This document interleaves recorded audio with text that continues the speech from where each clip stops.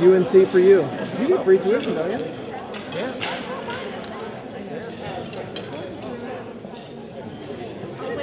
History, and so I found in the archives a brief history of the beginning of the school, and I just thought I ought to share with you what was presumed to be a part of the farewell message that Silas Bond, first president of the college, presented in a chapel. And so I quote, "There are so many memories. I wonder if the Miltonvale people realized that this school could affect so many people as it did when they offered $12,000 for the erection of the college building and 20 acres for the campus and campgrounds. I remember when the board hired me." This is Silas Bond speaking. "I remember when the board hired me as college president and I first came here from Houghton. The campus was just a field, and even almost a year later, we weren't ready for school to start. Do you know that even standing in the rain didn't seem to dampen the spirits of the teachers and the residents? They had rain back there 100 years ago. Yes, those were quite the days," he said, "standing up to recite the first classes because there were no desks, and even having the first chapel exercises on the front porch of Hazelhurst. What a year that was. We grew a lot too. We gained 84 students that year. I guess you'd call that a memorable year. Well, to me anyway.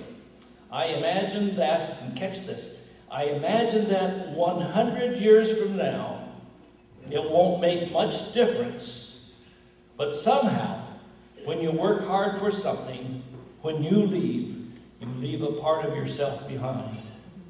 Silas Bond, 100 years ago. He didn't know we'd celebrate it.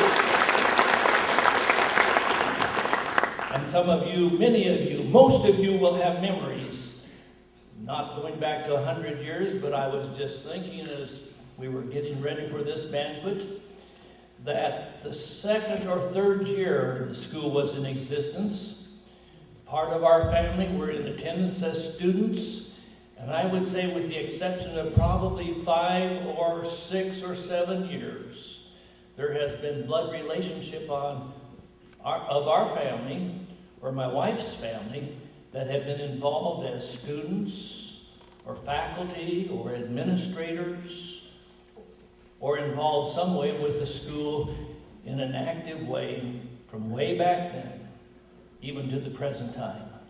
We have a heritage.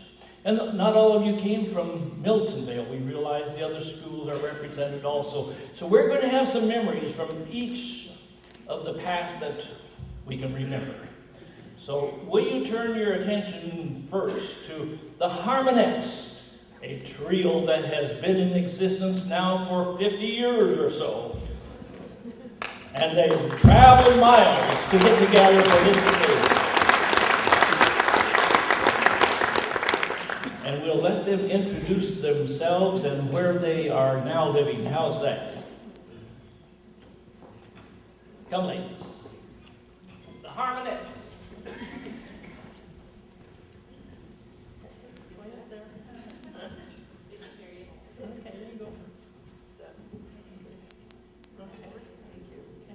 Donna Cockcroft Hubbard, went to Miltonvale, and I am now living in Greeley, Colorado.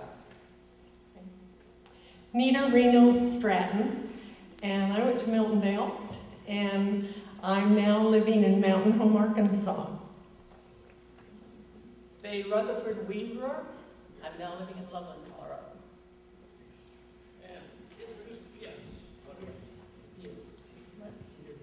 Oh, sorry. And at the piano is my daughter, Wendy LaRue Jones, and she is from Branson, Missouri.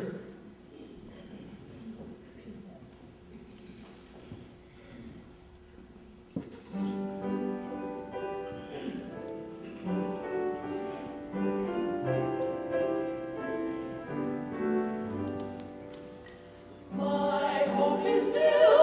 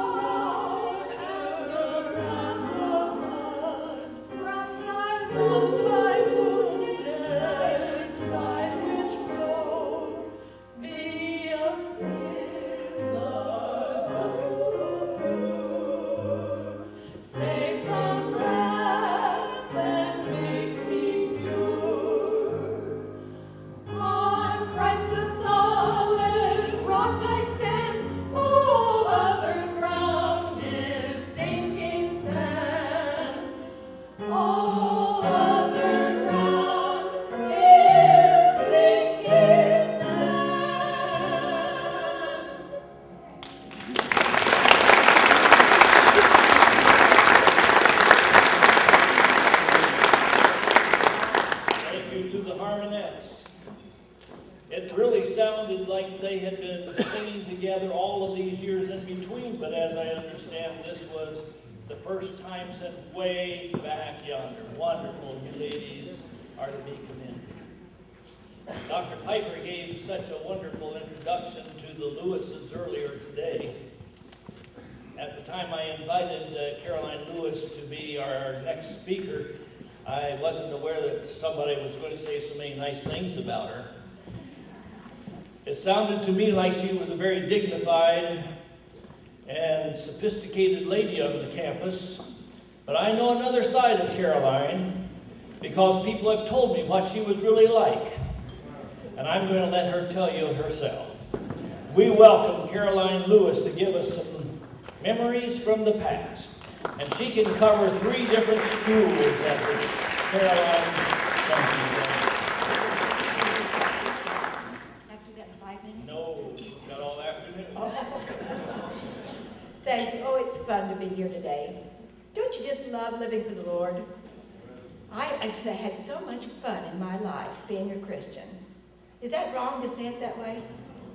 I just enjoy being a Christian. I don't know what I'd do without the Lord. And it's been a wonderful journey. And I just want all you Miltonville people to know that Ernie and I made the merger long before it ever happened. Because we sang at Miltonville camp meeting in the old tabernacle. Is it still there? Yeah, we sang there, and we've been in several of the churches for revivals.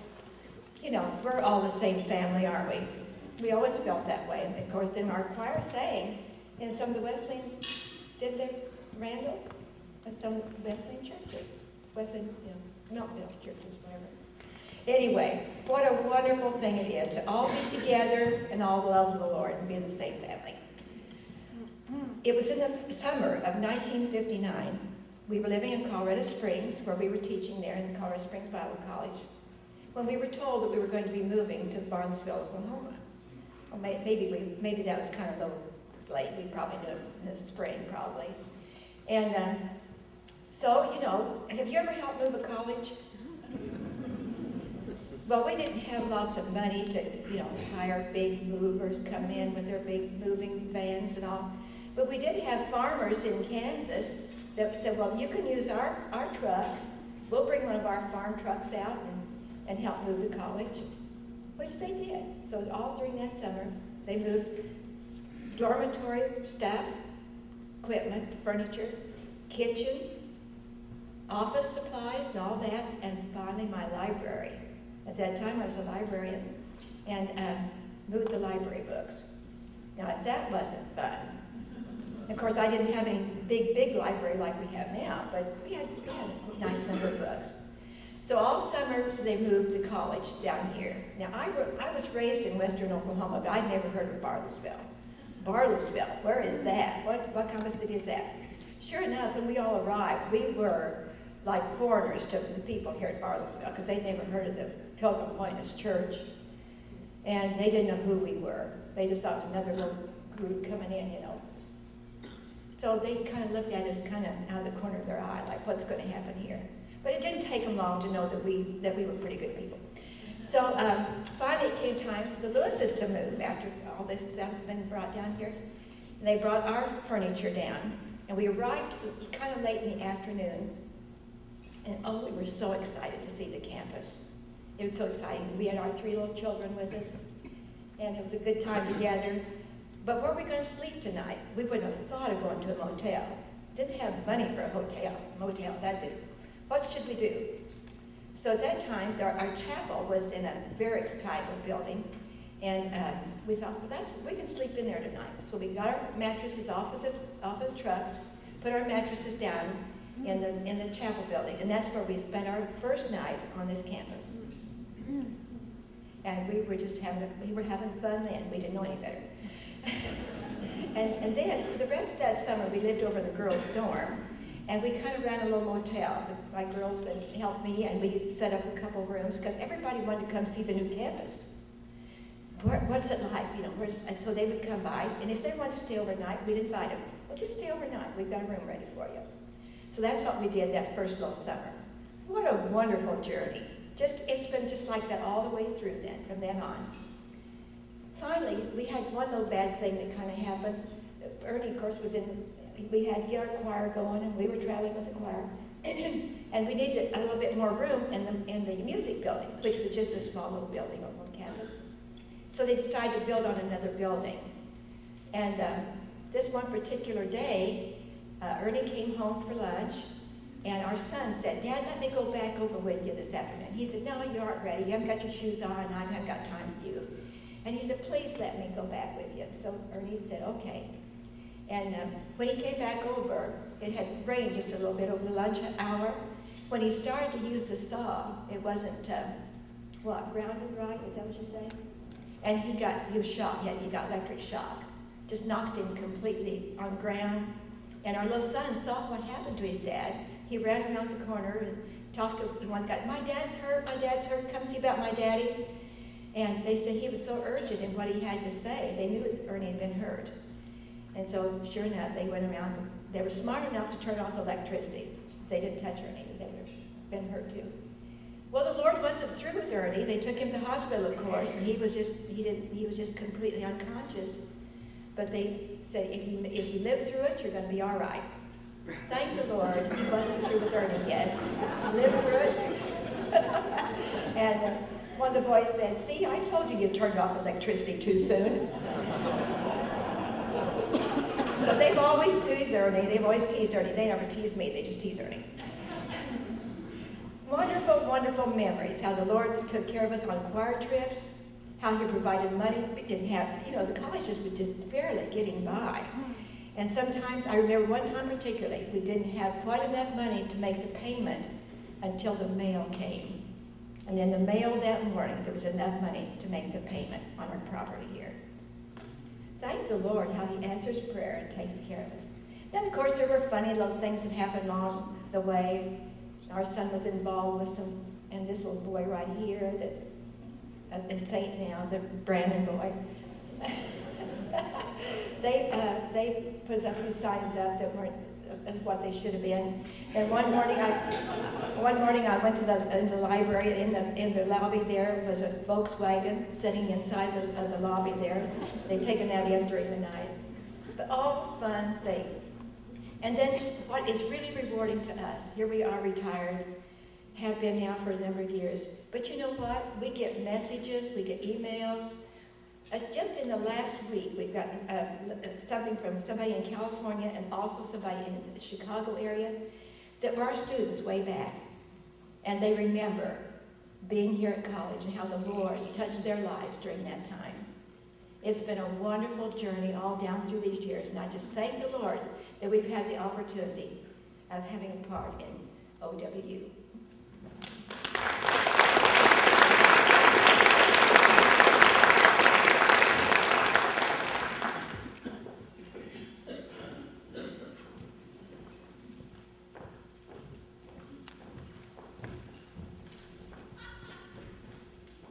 I thought maybe she would even go back farther in history, and when she first started attending school when it was back in Colorado Springs when she was a little girl.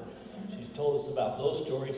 Oh, I'm not going to give you any more time, Caroline. Maybe later, okay?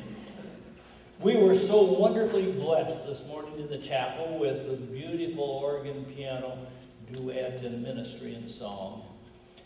Karen Camel Diamond was the one at the piano, and she attended Milton Vale many years ago.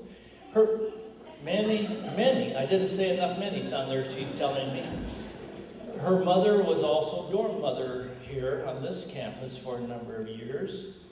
And her dad certainly was in many of the churches conducting special services that you would have known Dale Camel. But Karen is going to minister to us in song this afternoon on the piano. Thank you, Karen. Let's just welcome her.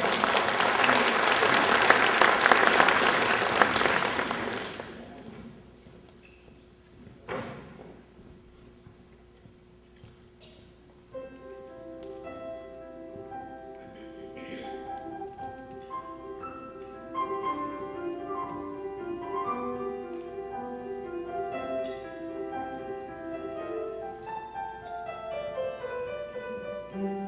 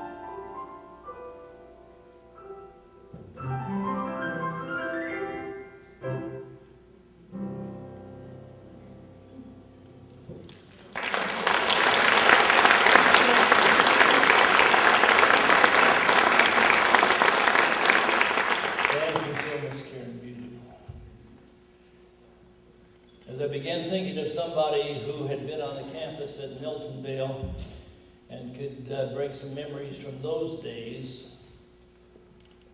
several of you came to my mind. But one in particular hit the top of the list, and I invited him to come and share with you some of his remembrances from the campus days in Miltonvale, Dr. Jerry Terrell. Let's welcome him back to the campus today. He spent his career in Christian education in the public schools. How is that for an introduction? Christian education. Thank you. I'm sure y'all are scared to death about what I'm going to say. So. I love story. I think we all have a story. OWU has a story. Miltonville has a story. And I remember my mother used to say to me, "Don't use story to me," and she would shake her finger when she did that. And so storying for me is a way of putting together events so that they make sense and that they have some continuity. So I'm just going to story a little bit with you today. I remember arriving on the campus of Miltonvale and recognizing that the story had already gone on for almost 50 years when I got there. And I suppose you could start the story by saying once upon a time, or you might say once upon a time in a galaxy far, far away. But there was this quaint little town, Miltonvale, and it had a quaint little school, Miltonvale Wesleyan College. And the other thing I remember about the little village was that there were two kinds of people. There were hill people and there were town people. And the railroad tracks separated them. And they didn't really connect with each other, you know. Just hill people and town people. So that I don't go too far afield, I've written down a few thoughts that I'm just going to share with you. These are just my thoughts. They're not intended to represent anybody else, so don't blame anybody else for what I'm going to say, okay? I divide my memories into fun stuff and serious stuff. Fun stuff memories have to do with student life, particularly social and dorm life. I've heard other speakers in other years recount the pranks, and I do remember the goat in the girls' dorm, and tying a long rope to the screen door of the girls' dorm and running the rope across the road to the tabernacle where we banged the door loudly until one of the occupants would come out to investigate the source of the racket. I do remember sticking the horn on Frances Buell's car. But after all, she had taken a group of students on a field trip to the Eisenhower Museum in Abilene and left Joe Mead and I there to find our own way home. We had to hitchhike back to Miltonvale. The problem was that was my first date with Shelley Lloyd. And I didn't get back in time for the date, so she went out with somebody else. That's the true story. Friday night was social night, mostly in the snack shop or at the scheduled weekly event, game, program, concert. We had to dress up for dinner on Friday. That's where I learned that you always pass the food to the right and you hope you don't get seated on starvation corner. We didn't have relationships, we dated. There were always lots of matchmakers on campus. It really was a match factory. Some of them were even on staff, like house mothers. It was generally expected that this is where one would find their life mate, so we all got busy at the task. I know it worked out well for me. I remember playing late night rook games. Neither the theologues or some faculty members were sure that was an okay activity, but since there were no faces on the cards, they let us continue. However, there must have been sin on the campus. I think the devil was there all the time, actually, because there were a lot of cases of people being campused. I know the guys in the basement of Abbott Hall actually were involved in thievery. Vanna Schwartz can tell you about that. They stole girls' headscarves and completely covered their walls with them. Rather creative decor, and believe me, the dorm rooms could use a little color. I know for a fact that those same guys had a mascot, a little white kitten aptly named Puddles. We fed it with leftover food from the dining hall. Today, I'm sure the SPCA and PETA would consider that to be cruelty to animals. I do remember basketball players had to wear long pants. I thought it was silly then, and I think it's silly now. Come to think of it, as I reflect, I still think some of the rules were pretty silly. Freshmen in high school had to adhere to the same rules as fourth-year theologues. The emphasis was on supervision and protection with not so much thought to developing independence and thinking for oneself or having an adequate introduction into the real world. In retrospect, the environment was probably restricted to a fault, but foundations that were built were solid. Many classes started with prayer, and sometimes students could manipulate the test day into a prayer meeting. This was a particularly attractive option when one wasn't prepared. I learned to appreciate good music, the great hymns, choral music, oratorios. I received a good academic basis for further study, and MWC was the place that we all started lifelong friendships. One of my life highlights was traveling with the MWC quartet, sometimes without a staff member, throughout the entire western U.S. I probably never would have gotten to North Dakota had I not had that experience. I remember chapels. Actually, I'll have to tell you, I did not come to chapel today because I just couldn't resist skipping one more time. I remember sitting in chapel under the scrutiny of the staff. They always sat on the platform like this behind all the students, you know. 2 revivals a year, weekly student prayer meetings, and many guest speakers. Frankly, some of the preaching I wish I had never heard. For at MWC, I was exposed to a lot of legalism, which I've worked through the rest of my life. But I've also heard speakers whose messages influenced me and impacted my life in positive ways. It was at MWC that I really began my spiritual journey and where I began to understand that salvation is by grace through faith. I must acknowledge some MWC professors who I remember with fondness. For me, of course, Mrs. Brandt would always be very significant. She taught me well, and I remember the affirmation I felt when she invited me back to sing the tenor solo in Messiah. I also remember that she had a look that could wilt a choir member in an instant. I got those looks a few times. I remember the compassion of Prof. Wilson and his love for students. L.V. Turner taught me literature and biology, and I think she was influential in my decision to major in biology and minor in English. I wish I had studied harder for Prof. Geringer. He was a good Spanish instructor, but I was a reluctant learner. And then there was Prof. Campbell. Being a middle child and given a bit to rebellion, he appealed to my inclination to look at things a little differently and to resist cookie-cutter mentality that some people seem to perpetuate. He challenged us and stretched our thinking. I wonder if that was when I started my interest in psych. I remember the staff as some of the most dedicated, caring professionals who worked at great sacrifice. As I stand here today, though, I have to tell you, I think there was a Miltonville factor. And I'm not just sure what that was all about, but I think it has something to do with aging.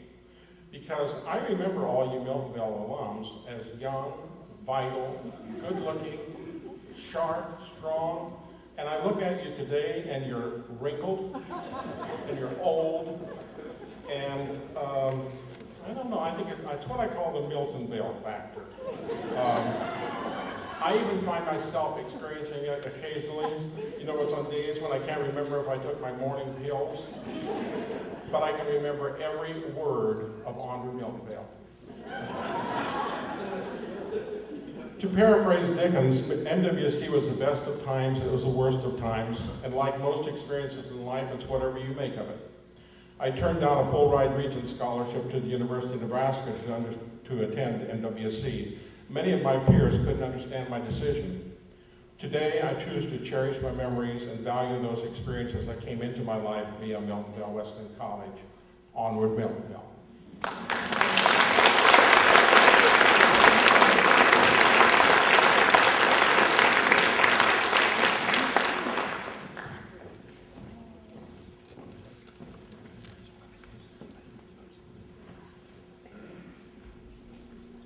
Now, those of you who wish I had chosen you, raise your hand, and we'll give you a couple of minutes. Some more music.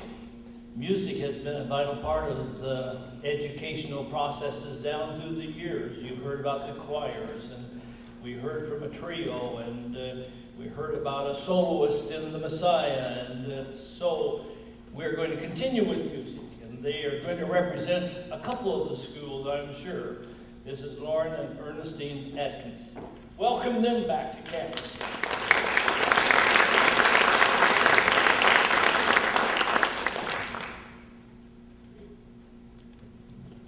I'm Ernestine Lewis Atkinson, and I have gone to school in California at the campus there, and in Colorado Springs, and here. So I represent all three of those schools, and I was privileged to be able to be at the Miltonville camp meeting and sing with my parents that one year. That was awesome. It was a beautiful place to be, and I enjoyed it.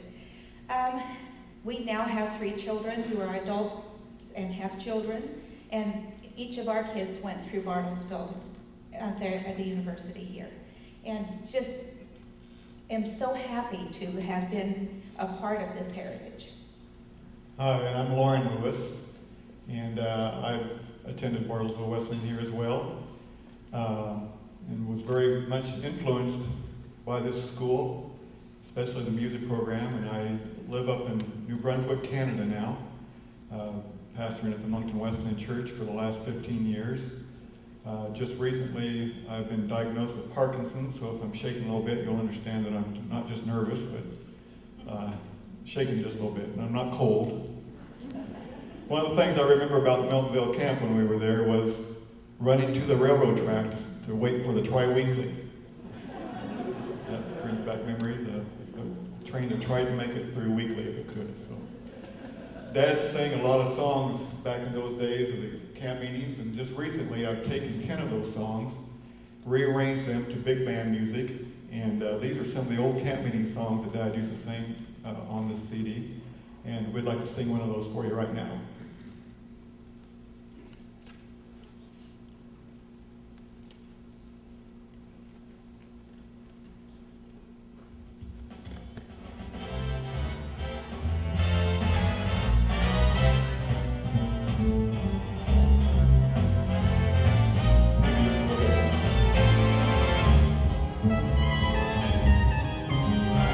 I can remember Dad singing this song. Not this way, though. Is he greater than the mountains all covered with trees? He's greater than these, he's greater than these. Is he greater than the oceans and the turbulent seas? He's greater than even these. Greater than these. Yes, greater than these. My Jesus is greater than these. So trust Him today as you fall on your knees, for He's greater. Yes, He is greater. He's greater. Greater than these.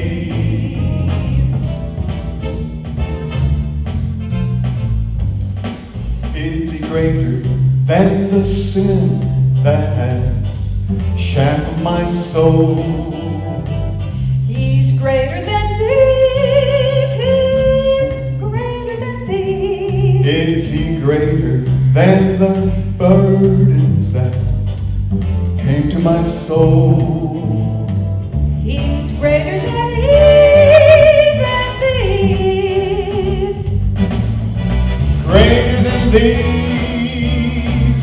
Yes, greater than these. My Jesus is greater than these.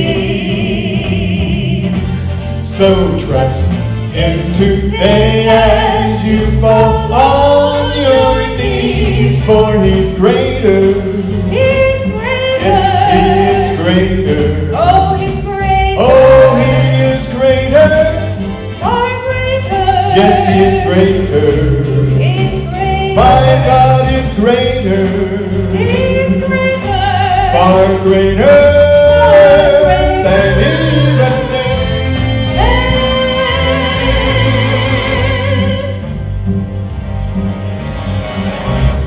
Greater than these.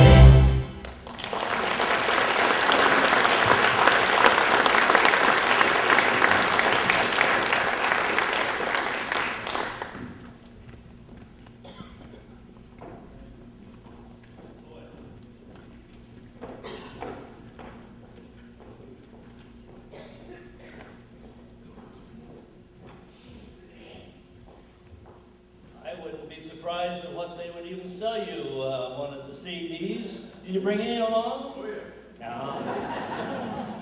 No. I listened to one of those a few weeks ago, and I thought, I saw some of you tapping your feet during that music, and I couldn't figure out why.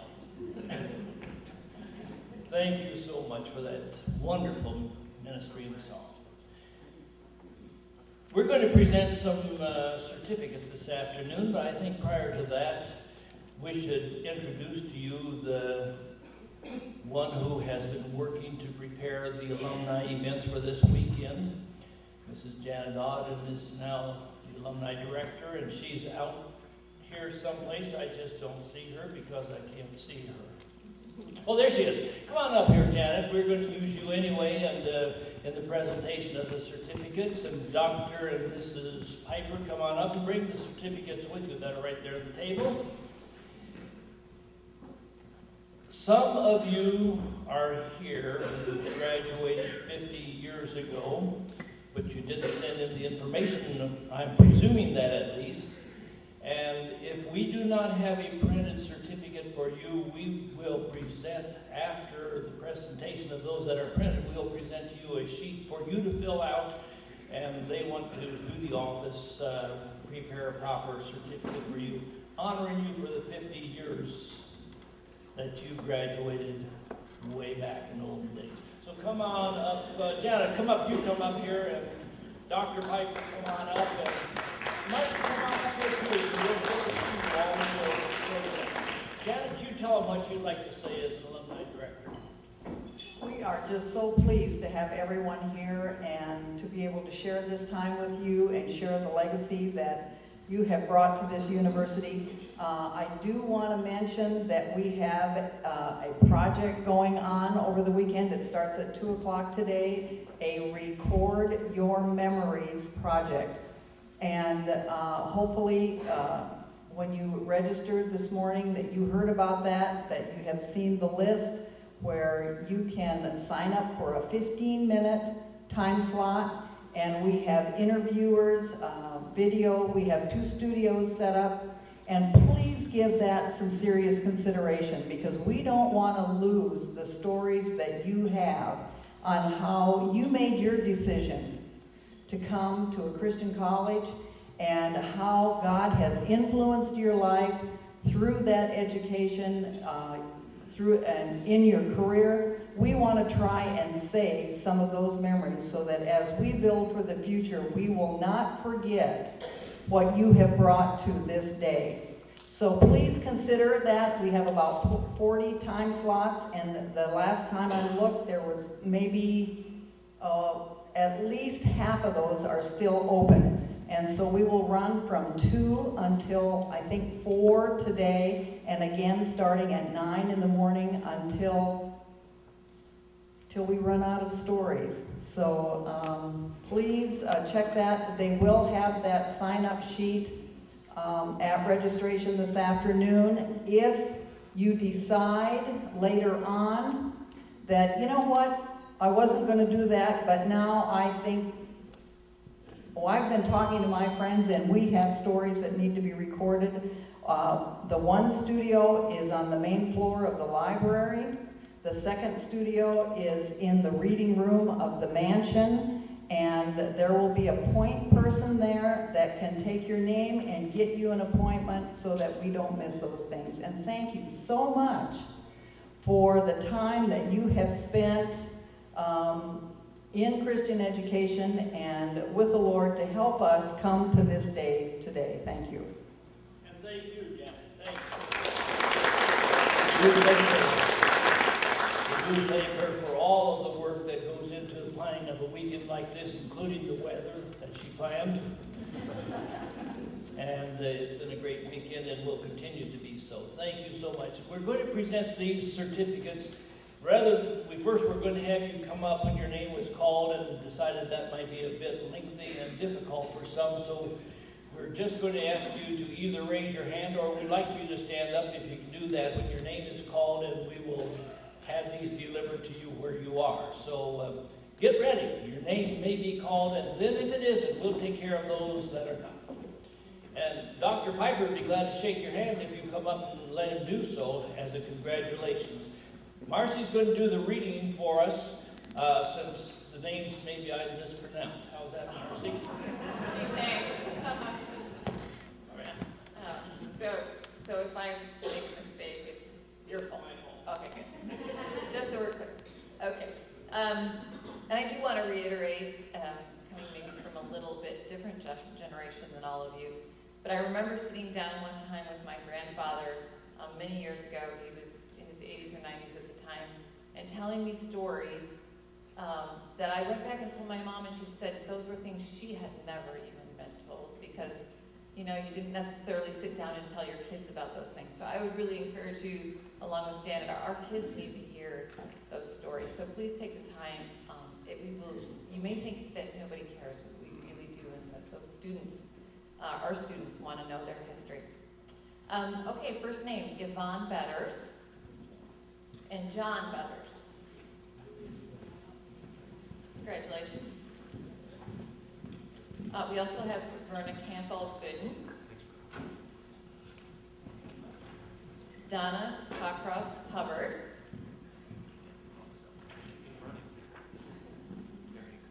Kenneth Gooden, Verda Jane Hayward Johnson, and Lawrence Johnson. Are they here?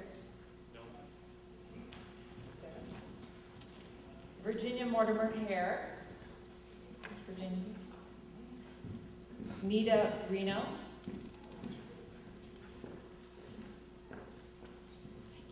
Faye Rutherford Weinbrower. Did I say that even close? Marilyn Terrell Fouts. Weinbrower, okay. I knew I was going to miss it.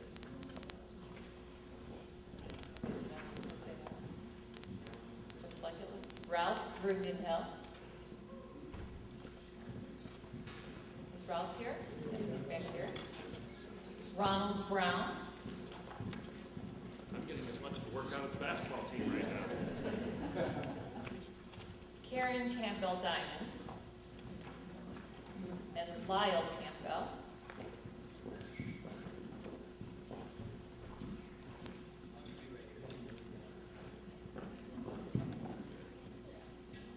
Lois Jean Kretzinger.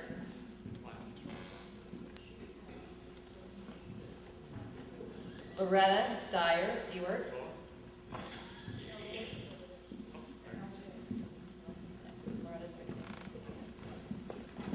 Larry Ferguson.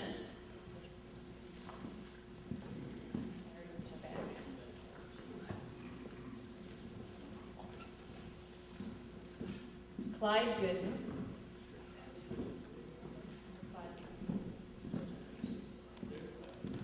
Phyllis Griffin Schwant.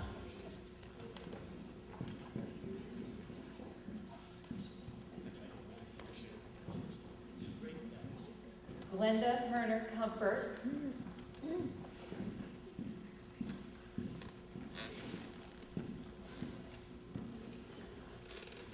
Roberta Herner Keene.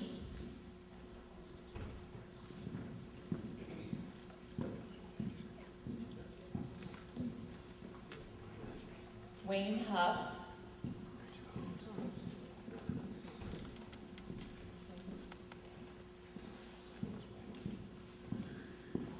Barbara Jacobson Hubbard.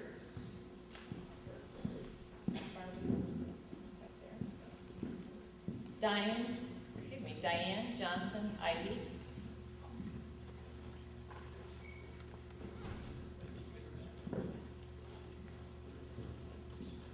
You know, Marcy's reading these really fast.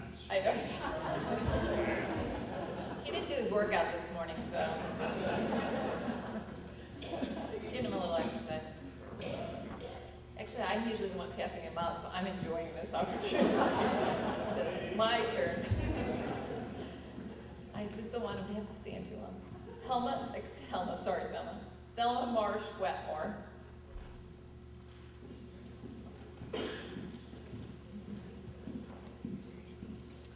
Richard Walquist. I just can't pronounce. Speak and Alice Wirt Huff.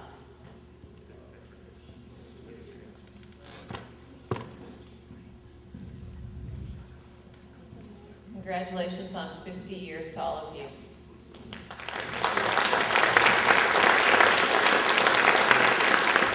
Now, how many of you should have received one but didn't this afternoon?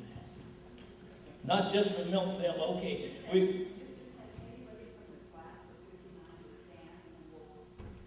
Anyone from the class of 59 that did not receive a certificate, stand and they'll deliver them to you. They're on the table right here, all right?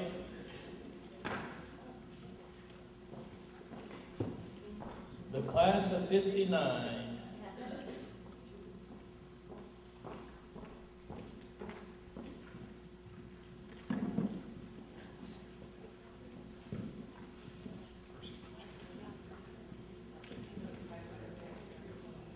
Sorry. By the way, I was born in 1959.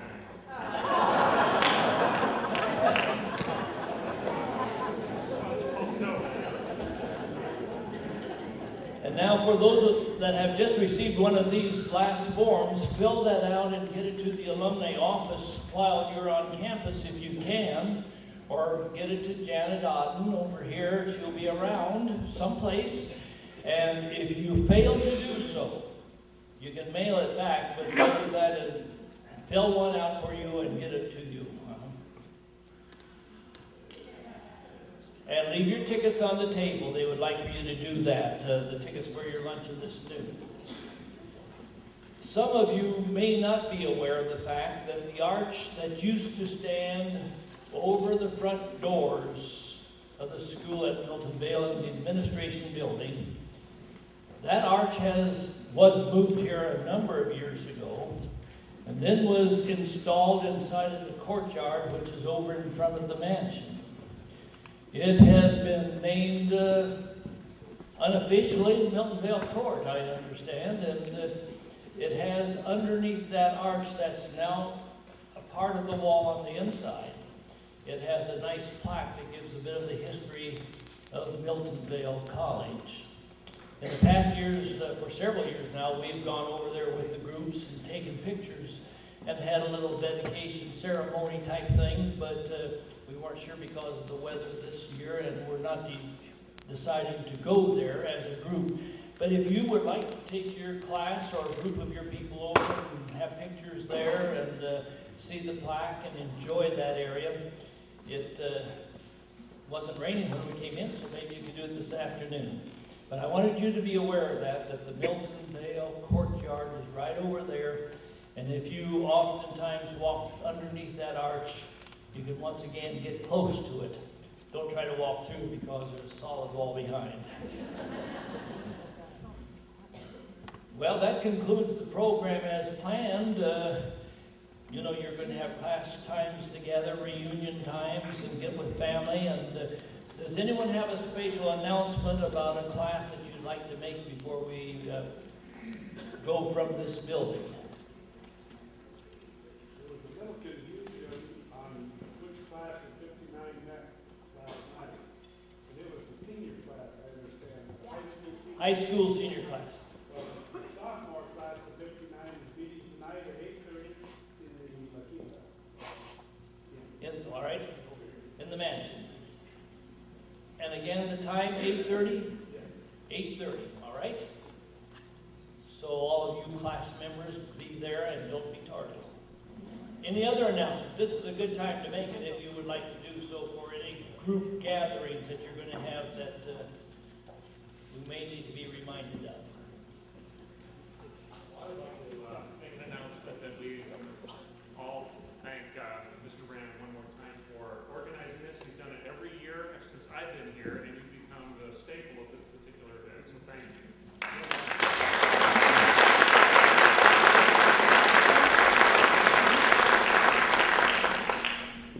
Some of you may want to take some group class pictures, and you can do it right in here. We have the time allowed for that for not a long period of time. This is where the evening meal will be served. And as we tried to instruct you coming in, the white tablecloths were the tablecloths that we were to use as you have done. They'll yank those off and put black ones on, and this will be filled tonight for our evening meal. So you'll be back in this building again this evening. Yes? Mike, I don't know, there is a memory portion on the podium on the wall of Wesleyan College. Do you know about that? In which building are you referring to? Administration building is in the bureau in podium just dedicated. Okay, I'm not aware of that, so we'll find out, okay? Shall I just come? All right. Let me see if your name's on the program, or if I can guess your name. This is my nephew, Randall Brandon, from Augusta, from Atlanta. He used to be in Augusta. Okay.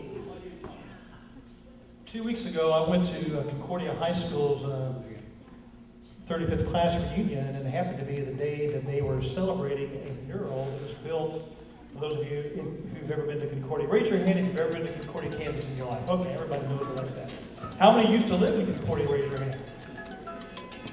Okay.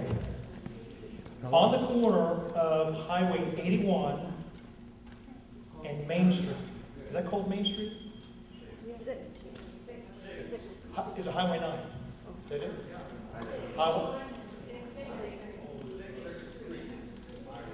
Highway 9 and 81. They've taken the building away. It would be across from the police station. They've raised the building, and so now on that wall there's a 150-foot mural of Cloud County, Kansas. And on that mural there are, it's quite a thing, it's a magnificent portrait of Cloud County. And they have on that wall, the artist took to Wesleyan College, administration building, and that is in the brick. So if you're ever traveling through, and I did not know that when I was going through Concordia, they had a dedication, and Dr. Warren Freeburg had a prayer at that just 2 weeks ago. So in case you ever go through Concordia, that's quite a spot, and they made quite a big deal about it. Somebody back here has a I was born in Cloud County. If you were born in Cloud County, raise your hand. All right, we're going to take an offering in just a moment. Thank you, Randall. So that might be worth driving to Concordia just to see that mural. All right, thank you. I was not aware of that. Okay. So you're dismissed from the luncheon today, and if you want to get your class together for a picture, bring them up this way. Get away from the tables as quickly as possible so they can start working on those. Thank you so much.